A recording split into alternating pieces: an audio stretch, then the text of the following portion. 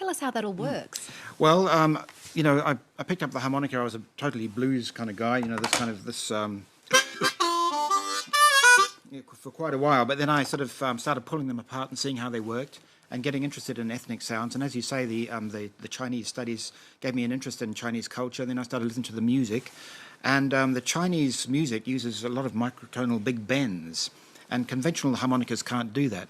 So sort of a mixture of my interest in the music and also my understanding of how harmonicas work and the reeds allowed me to go inside harmonicas, change them all together. I mean, this looks like a conventional chromatic harmonica, but it's really quite bizarre. It only works on the draw breath, no blow breath. All normal harmonicas are blow and draw.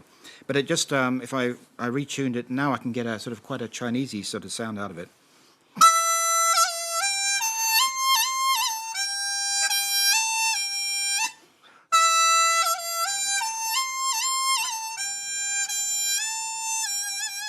So you can get that sort of really bending sort of sound. To the blues. Yeah. And what about, you've got an Irish adapted harmony? Yeah, I mean, my background, my grandfather was from Ireland, so again, I've altered this one to sound more like an Irish sort of instrument.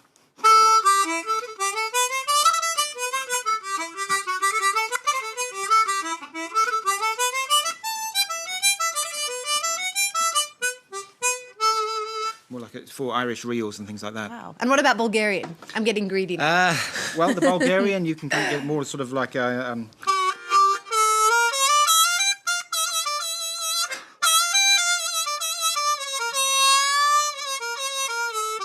bit like the Bulgarian sort of bagpipes and things like that. So they're all inside. On the outside they look normal, but inside they're all retuned for these special sounds. Now, from world music to the sounds of the future, you've also pioneered a set of pipes unlike any other we've ever seen. Can you tell us more about those?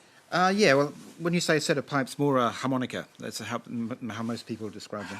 But yes, I mean, I use 3D printers and create special parts. Like this is the inside that goes into one of these. And I designed it using CAD design, and then I use 3D printers and laser cutters to create this kind of thing, which people buy and put in their own harmonicas. And then for my own things, I create crazy harmonicas where you've got two, one in front of the other. And what does that do? Well, this gives you a normal single note sound to start with. And then you push it. It basically brings them two into line, so you can either play one harmonica or two harmonicas depending on how it goes, and this is a similar one. So you've got so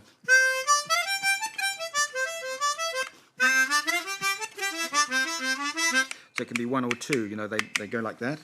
And you incorporate a number of them into your shows? Do you mix and match? I do, yeah. I mix them up, and this is another weird one where I join two together, two little blues harps together. And what does that do to the sound? It just allows you to bend a lot more notes,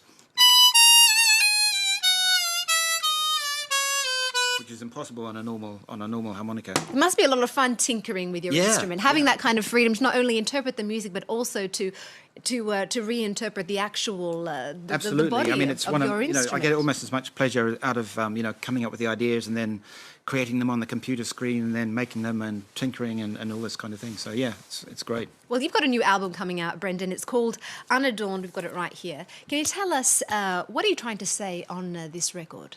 Well, I've made a lot of albums over the years, and probably the one that sort of made my name in Europe was a thing called New Irish Harmonica back in 1994.